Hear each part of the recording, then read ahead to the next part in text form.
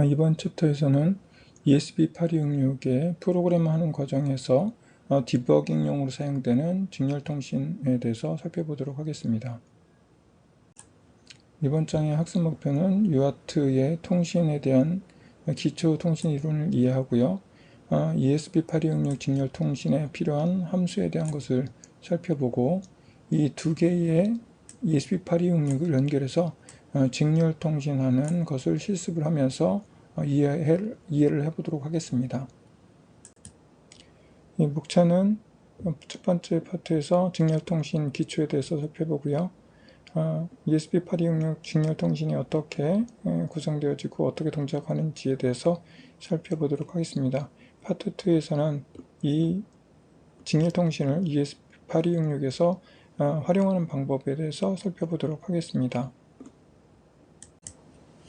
네, 직렬통신에 반대되는 병렬통신부터 살펴보겠습니다. 네, 병렬통신은 여러 개의 데이터를 여러 선에 나누어 보낸다라고 하는 기능을 가지고 있고, 예를 들어서 한 바이트가 8비트인데 이것을 데이터를 보내는 경우에는 이 병렬통신은 8개의 선을 이용해서 한 번에 이렇게 전송할 수가 있습니다. 그래서 이제 송수신하는 각 이제 양쪽에 그 선을 8가닥을 각각 연결해 놓고 한 번에 8비트를 보내는 방식이 이제 병렬 통신 방법이고요.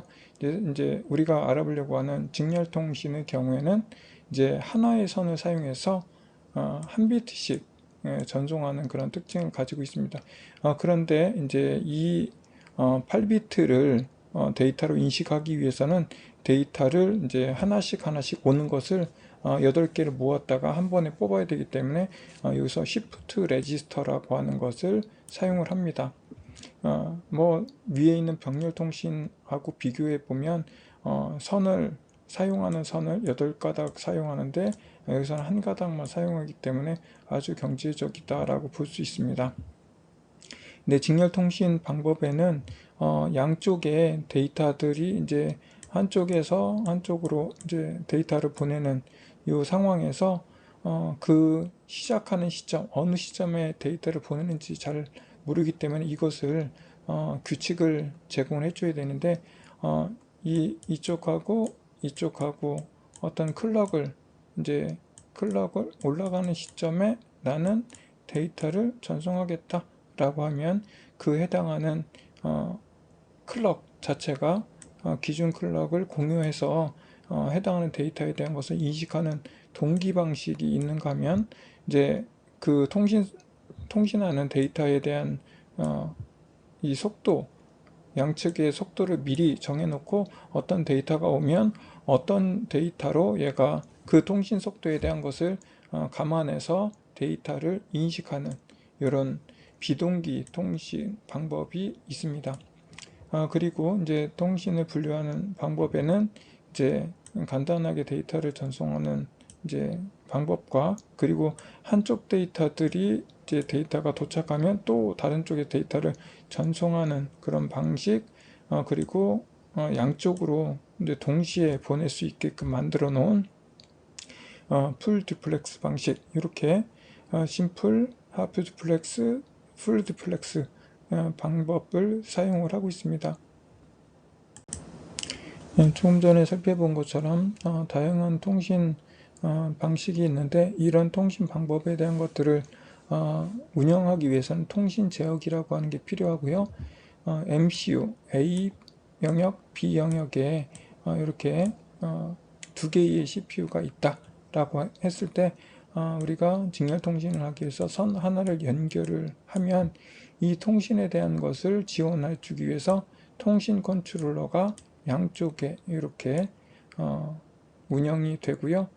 이 통신에 대한 것들을 이제 하프 듀플렉스 또는 풀 듀플렉스, 심플 이런 것들을 지원하는 이제 부분에서 컨트롤러가 약속이 되어져 있는 상태이고요.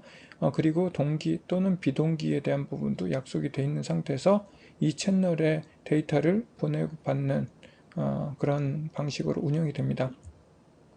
이 송신하는 곳에서는 이렇게 이쪽 A라고 하는 프로세서가 데이터를 이제 B라고 하는 곳으로 전송하게 된다라고 하면 A는 송신이 되고 B는 수신 측이 되겠죠. 그러면 이제 이 통신 컨트롤러에게 프로세서가 보낼 데이터에 대한 것을 이제 버퍼에다 옮겨주고 전송이라고 하는 동작에 대한 것을 제어 신호를 전송을 하게 되면 데이터가 채널을 통해서 이제 B 영역으로 옮겨가게 되고 B 통신 컨트롤러는 이 해당하는 데이터에 대한 것들을 이제 해석을 해서 버퍼에다가 옮겨 놓게 됩니다. 그러면 버퍼에 있는 데이터들을 이제 프로세서가 B에 있는 프로세서가 읽어서 해석을 하는 방식으로 통신을 하고 있습니다. 네, 직렬 통신에 대한 것을 이제 조금 더 자세하게 살펴보는 그림인데요. 여기 있는 데이터, 이제 여기가 A 프로세서, 여기는 B 프로세서 영역이다 라고 보시면 좋을 것 같습니다. 네, 여기 채널을 통해서 A에서 B로 보내는 부분에 대한 것을 그림으로 그린 건데 좀 너무 자세하게 그린 게 아닌가 싶기도 합니다. 예, 전송하는 데이터에 대한 것을 이제 여기 8비트, 4비트, 4비트 뭐 이렇게 데이터를 넣어서 시프트 레지스터에다가 넣어 주는 거죠. 패러렐 인, 시리얼 아웃, 이제 한 번에 쫙 여기 레지스터에다가 이렇게 병렬로 집어넣고 한 개씩 꺼내서 이제 왼쪽에서 오른쪽으로 보내게 되는 거죠. 이쪽에 있는 B 쪽에 있는 레지스터는 시프트 인, 이제 패러렐 아웃, 이제 하나씩 받아서 여기에 처음 보낸 녀석이 도착을 하고 마지막에 여기 도착을 하면 8비트가 다 오게 되고 8비트가 다 채워지면 이제 레지스터 B의 레지스터로 옮겨서 해당하는 데이터를 읽어내는 이런 방법을 취하고 있습니다. 그래서 일반적으로 이건 통신 컨트롤러가 요 안에서 이런 레지스터를 가지고 우리가 데이터를 보내거나 받는 용도로 사용을 하고 있습니다. 이제 직렬통신의 이제 아주 표준으로 아주 오래 사용한 통신 방식 중에 하나로 RS232C 통신이 있고요. 이 통신 방식은 밑에 보시는 것처럼 이제 모뎀을 제어하는 용도로 이렇게 RS232C가 사용이 됐었습니다. 그리고 이제 이 중간에는 직렬 통신 케이블로 연결을 하고 있고 이 사이의 최대 거리는 약 15m 정도를 사용을 할 수 있다 라고 보시면 되겠습니다. 직렬 통신의 경우에는 이제 데이터에 대한 것들을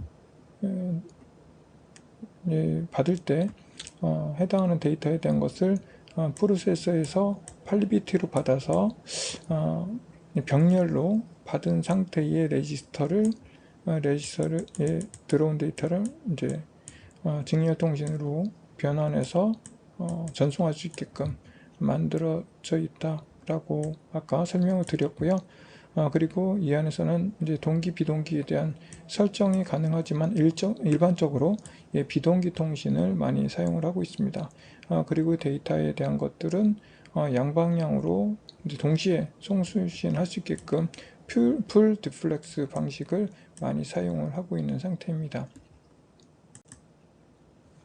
좀 전에 보셨던 것처럼 모뎀과 이제 PC 사이에 이렇게 PC와 모뎀 이렇게 PC 이렇게 연결되어 있었었는데 이 사이에 연결되는 케이블을 보면 RS232C 케이블로 이와 같이 9핀 형태로 만들어져 있었습니다. 모뎀에 대한 것을 제어하기 위해서 캐리를 검출한다든지 데이터 송수신하는 건 똑같고요. 통신 기기를 설정하는 준비하는 것을 설정하는 작업 명령으로 4번 핀을 사용했고 통신을 위한 접지 그리고 단말기 준비에 대한 신호로 이제 6번 핀을 사용하고 그리고 송신 허가, 송신 요청, 그리고 그 상대편에 해당하는 인디케이트에 대한 것들을 요청하기 위해서 9번을 이렇게 사용을 하고 있습니다. 이렇게 이제 시리얼 통신에 대한 풀 스펙을 지원하는 것 이외에 아예 간단하게 데이터만 보내고 받을 수 있게끔 만들어져 있는 형태는 2번, 3번, 5번 핀, 요 앞에서 2번, 3번, 5번 핀만으로도 통신을 사용할 수 있습니다.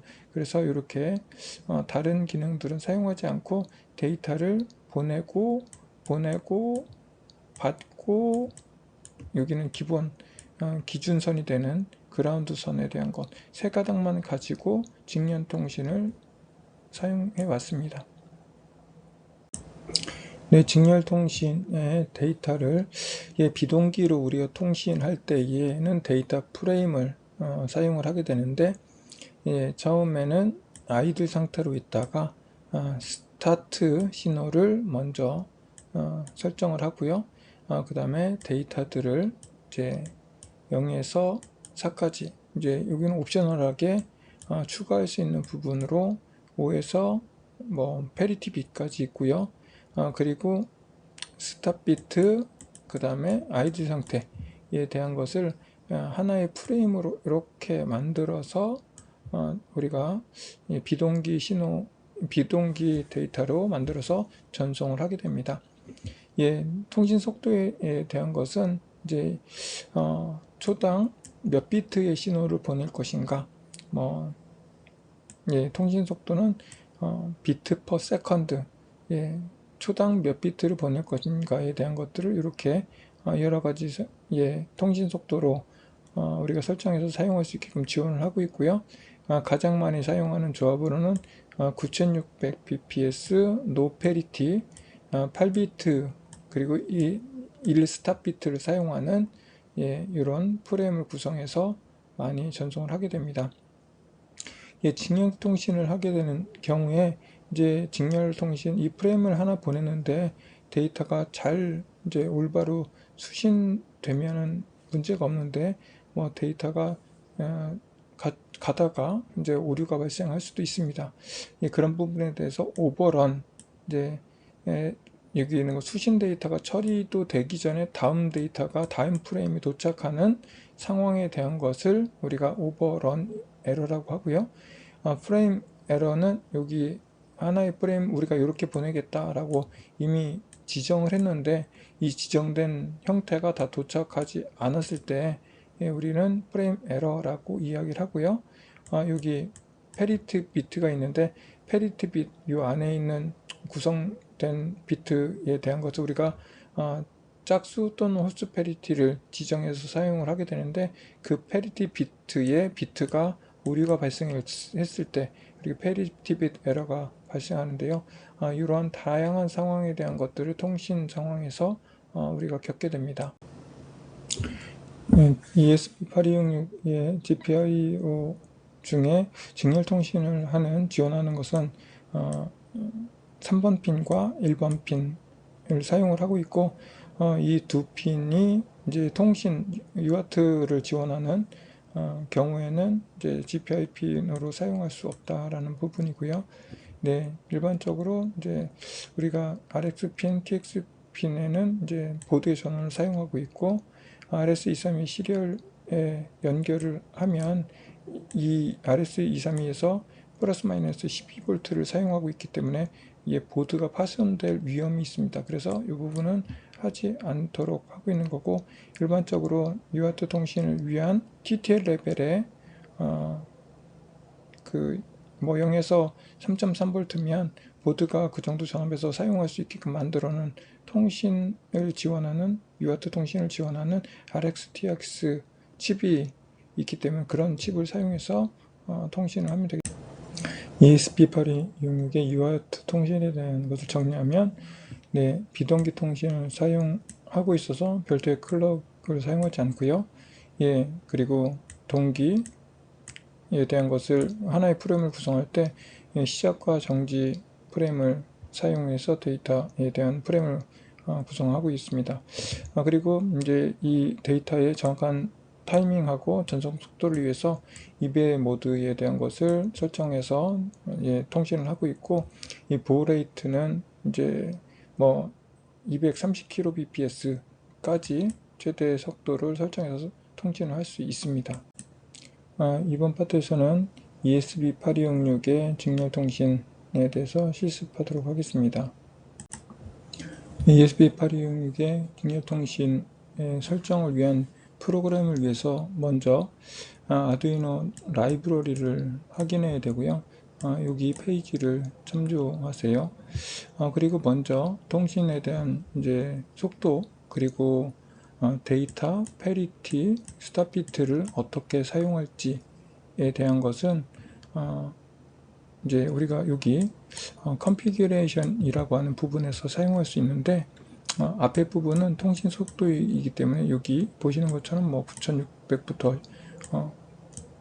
이렇게 통신 속도를 설정하면 되고요.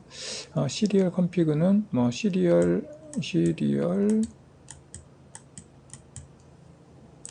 언더바 8N1 이 정도를 우리가 가장 많이 사용하는 디폴트로 입력해서 사용하게 되는데, 기본적으로 입력하지 않으면 8N1 데이터는 8비트를 사용하고 페리티 사용하지 않고 스탑비트는 1로 설정해서 사용하겠다라고 하는 것이 이제 여기 컨피규레이션에 들어가게 되면 되겠습니다. 아니면 또 여기에 뭐 나는 데이터를 5비트 사용하고 페리티를 사용하겠다, 뭐 그리고 나는 스탑비트를 2비트 사용하겠다 등등의 여기 컨피규레이션을 수정해서 입력할 수도 있습니다. 먼저 통신 속도를 설정하는 부분을 begin 함수에서 지원을 하고요. 그리고 이제 available이라고 하는 함수를 사용하게 되는데, 데이터를 이제 받게 되면送신했을 때 수신 버퍼에 몇 바이트 정도의 데이터가 들어와 있는지를 우리한테 리턴해주는 함수입니다.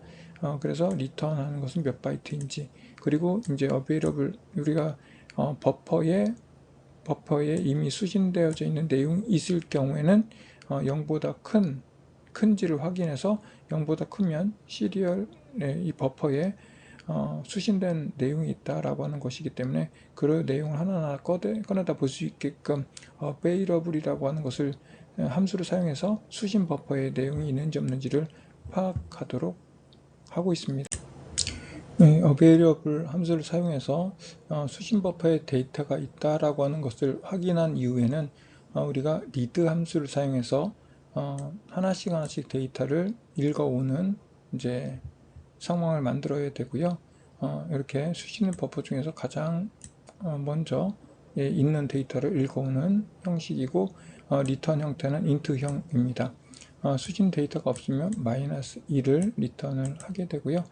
이런 이제 동작에 대한 것을 수행한 예제를 살펴보면, 이제 아까 우리가 begin 함수를 사용해서 통신 속도에 대한 부분을 설정을 했습니다. 그리고 수신 버퍼에 이제 상대편에서 보낸 데이터가 있는지를 여기는 저는 available 함수를 사용해서 0보다 크다라고 하면 수신 버퍼에 이제 데이터가 와 있는 거다라고 확인이 되면, 우리가 read 함수를 사용해서 해당하는 수신 버퍼에 가장 먼저 있는 데이터를 꺼내와서 이 incoming byte라고 하는 곳에 이제 저장을 하면 됩니다. 그리고 이제 다음으로 많이 쓰이는 녀석이 print입니다. print는 이제 큰 따옴표로 묶여져 있는 문자열을 출력할 때 사용하는 함수이고요. 그리고 println은 이제 그 해당하는 데이터에 대한 것을 출력을 하고 줄 바꿈까지 만들어주는 함수입니다. 앞서 우리가 통신 속도 설정하고 데이터 읽어오고 이렇게까지 해서 읽어오죠. 해당하는 데이터에 대한 것을 우리가 저장해 놓은 데이터를 여기에 넣어서 출력을 할 때 이 뒤에 옵션이 붙게 되는데 10진수 형태로 출력할 것인지 2진수, 8진수, 16진수 이렇게 등등의 우리가 그 출력 값에 여기서는 78이라고 하는 정해져 있는 값을 여러 가지 형태로 2진수, 8진수, 10진수, 16진수로 출력해 본 예제를 표시했습니다. 여러분들도 한번 이렇게 값을 다르게 형태를 우리가 지정해서 출력할 수 있다라고 하는 것을 실습을 한번 해보시면 좋을 것 같습니다. 문제입니다. 두 개의 아두이노를 직렬통신으로 연결하고 데이터를 보내고 받는 작업을 해보세요. 이렇게 이제 문제가 주어지면 먼저 우리는 아두이노 두 개를 준비를 하고 두 개를 RX는 TX, TX는 RX 두 개의 선을 이렇게 크로스해서 연결을 해야 되겠죠. 보드에 당연히 그라운드 선도 이렇게 세 가닥은 기본적으로 연결이 되고요. 그러면 이제 아두이노의 한쪽에서는 수신을 하고 다른 쪽에서는 송신을 해서 데이터를 보내고 받는 이런 동작을 구현을 하면 되겠습니다. 네, ESP8266 보드 두 개를 RX선은 여기 TX선은 RX에 연결하고 다른 쪽의 TX를 또 상대편 RX에 이렇게 연결을 해주고요. 그리고 이 두 개의 데이터의 기준이 되는 전기선을 이렇게 그라운드로 묶어서 이렇게 연결을 해주면 우리가 직렬통신을 할 수 있는 양쪽으로 데이터를 보내고 받을 수 있는 선 두 가닥이 연결되어져 있는 상태가 만들어집니다. 네, 직렬통신에 대한 설계를 하도록 하겠습니다. 송신부하고 수신부가 다른데 먼저 송신부는 이렇게 구성을 하려고 합니다. 먼저 데이터의 문자열 부분을 초기화를 하고요. 통신 속도에 대한 부분은 9600bps로 설정을 했습니다.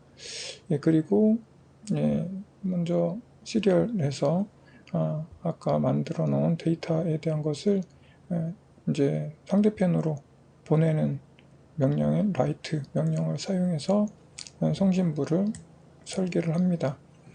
그리고 수신부 같은 경우에는 빈 데이터를 이제 저장할 수 있는 공간을 준비하고 해당하는 데이터에 대한 것들이 전송되어 오면 이 빈 문자열에 대한 것들을 빈 문자열에 하나씩 안에 추가해서 저장하는 용도로 사용을 하고요. 그리고 이제 똑같은 통신 속도를 만들어 놔야 되기 때문에 여기서도 9600이라고 하는 통신 속도를 설정을 했습니다.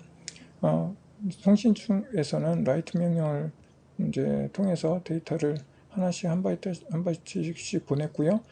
수신 측에서는 read 바이트라고 하는 명령을 사용해서 송신 측에서 보낸 데이터 한 바이트씩을 받을 준비를 이렇게 하도록 하겠습니다. 이와 같이 이제 송수신하는 부분에 대한 설계를 했습니다. 네, 설계한 대로 송신 코드하고 수신 코드를 작성해 보겠습니다. 네, 먼저 송신할 데이터 헬로를 저장할 공간을 mystr이라고 5개의 저장 공간을 만들어서 이렇게 준비를 했고요. 이 저장 공간은 문자를 저장한다 라고 이렇게 선언을 했습니다. 그리고 전송할 통신 속도, 통신 속도를 9600bps다 라고 begin 명령을 사용해서 선언을 한 상태이고요. 이거는 한 번만 설정을 하면 이 통신 속도는 이제 변경하기 전까지 9600bps로 유지가 된다고 보시면 되겠습니다. 그리고 이제 반복적으로 이제 데이터를 mystr이라고 하는 곳에 있는 데이터를 전송을 하기 위해서 루프라고 하는 곳에 이제 write 명령을 썼고요. write 명령은 내가 전송할 문자열이 저장된 곳의 주소 그리고 몇 바이트를 전송할지에 대한 것을 숫자로 이렇게 입력하게 되어져 있습니다. 그래서 write 명령을 통해서 내가 전송할 mystr에 있는 곳의 주소를 넘겨주고 5개다 라고 하는 것을 지정을 한 상태고요.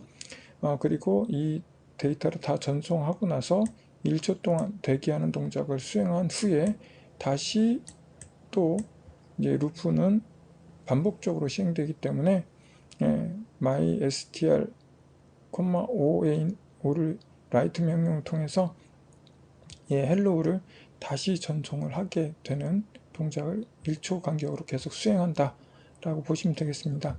그리고 수신부 같은 경우에는 이제 데이터가 전송되어 오면 저장할 주소를 이렇게 여기서도 마찬가지로 mystr이라고 선언했고요.